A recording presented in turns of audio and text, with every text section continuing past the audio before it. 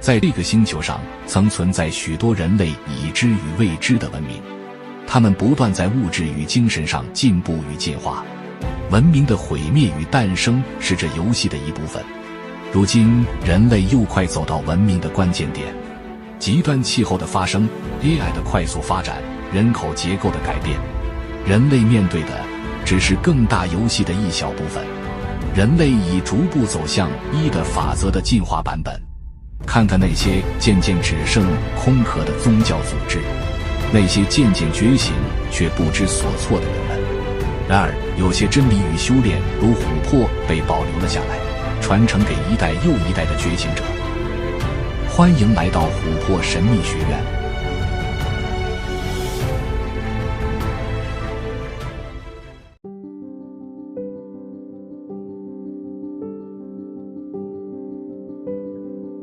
大家好，这里是琥珀神秘学院。自从第一季与第二季开播以来，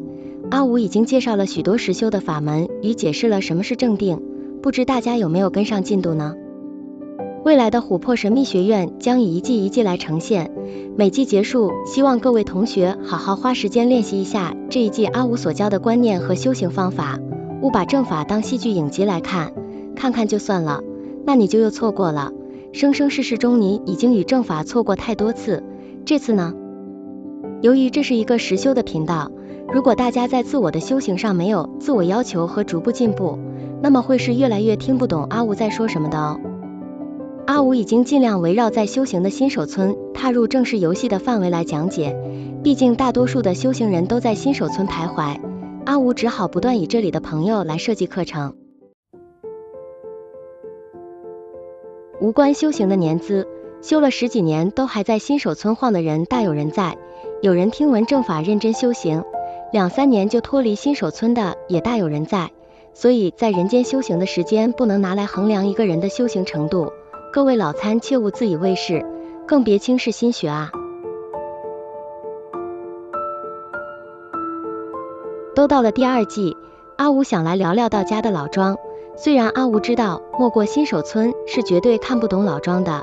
但我还是想尝试以这样的角度带到具体的修行观念与方法给大家。当然我也不逐字翻译解释，这些大家可以自己参阅相关的翻译和文学解析。阿武只聊和大家修行中具体的观念和方法，希望大家对佛道有比较清楚的理解。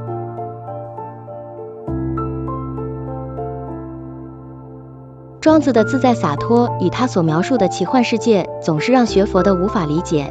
但又总觉得庄子大大不是在唬烂，应该是真的有点东西在里面。事实上，要稍微了解老庄，进入道家的真正奥秘里，修行程度至少是要得正定，并且能量觉醒的修行者才有办法做到。阿吴虽然修为也莫多高，但在这里教大家一些皮毛还是可以的。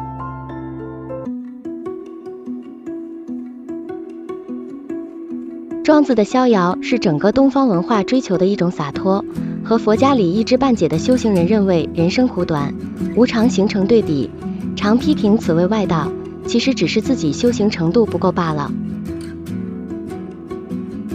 而另一种极端是盲目追求庄子的潇洒，却少了修行的底子，这些人沦为张狂愚昧的粗俗之人，也让人唏嘘。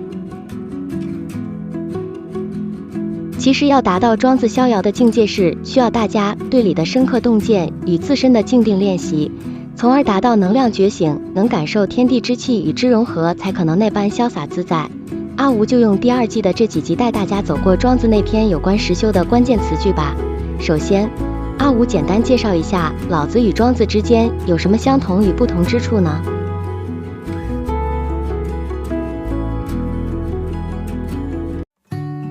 庄子承接老子的道，但更发挥在生命哲学与精神自由，强调逍遥游，超脱世俗束缚，心灵自由自在，主张齐物论，万物平等，不必执着于分别与利害。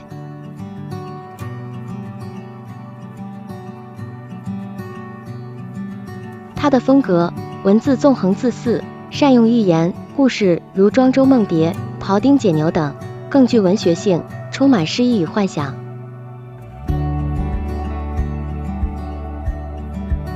庄子与老子相同之处为：一，两者皆以道为核心，顺应自然；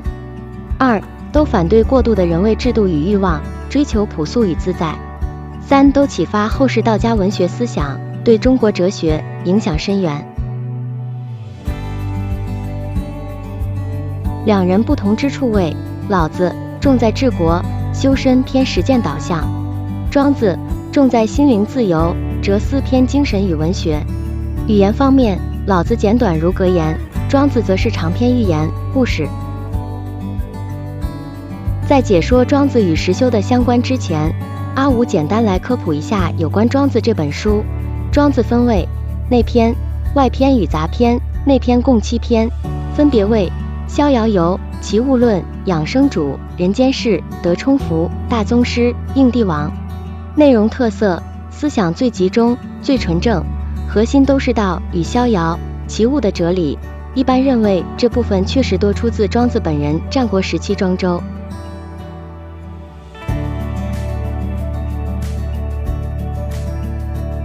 外篇共15篇，篇名如田亩、马蹄、屈切、天道、天运、秋水等。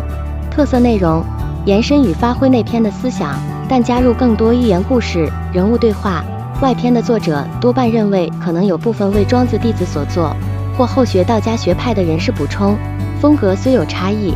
但仍多保持庄子哲思的方向。杂篇共11篇，篇名如耕桑楚、徐无鬼、泽阳、天下。内容比较杂，有些篇章带有黄老思想，甚至儒家或其他学派的痕迹。一般认为多半不是庄子本人所著，可能是后世学派编纂、增补，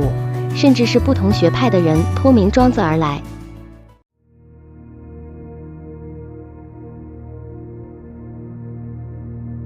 总之，内篇为庄子思想核心，庄子亲笔，是道家哲学精髓，也是阿吴在琥珀神秘学院第2季想解说的内容。外篇可能出自庄子弟子或同时期道家后学，为庄子的补充延伸。杂篇作者复杂，或许包含黄老其他思想，是庄子思想的混合与发展。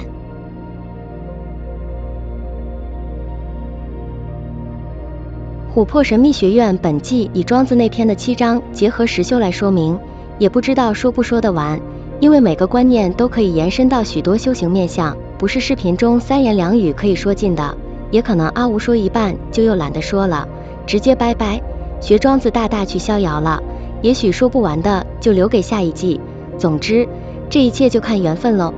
制作琥珀的影片费心又费力，大家还是要多多支持一下。只有在这个时代有这种福利，点点手指，滑滑手机就可以找到正法。以前求道的人们踏遍千山万水还找不到一个有用的法门呢，大家一定要珍惜哦。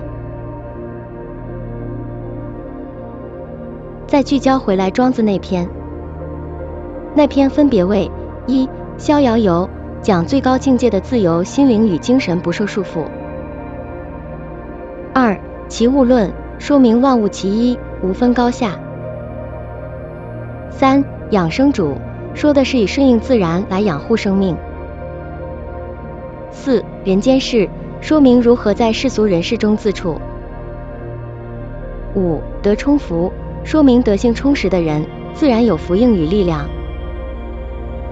六、大宗师，说明生死与道合一；七、应帝王，指帝王应如何顺道而治。好了，简单的科普就到这里了，大家都还以为在上国文课呢。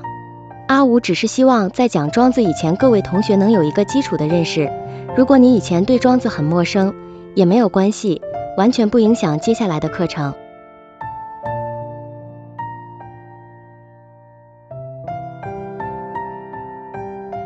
因为阿吴这一季将会以实修的角度来说明庄子，并非以文学和哲学的角度。如果大家想了解庄子的文学与哲学，那就自己去市面上买书，或者网络查查，或问问 AI 就好，就不需要阿吴了。说到 AI， 可能会有人怀疑阿吴是 AI， 怀疑琥珀神秘学院也是 AI 做的。也许这个视频画面与声音可能有 AI 的影子，但修行的内容以目前的 AI 还是无法领略，所以这可是一个实修者阿吴的亲传哦。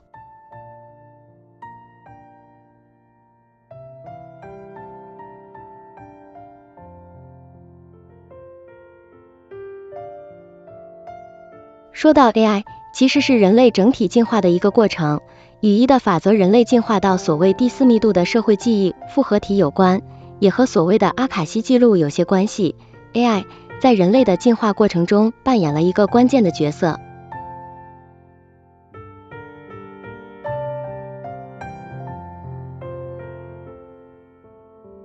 姑妄言之，姑听之，这些都听起来很玄幻，大家也当做故事听听就好。修行到了某个程度，各位自会明了其中的意涵与秘密，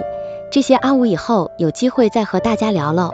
我们下一集就从庄子第1篇逍遥游开始。先降，拜拜。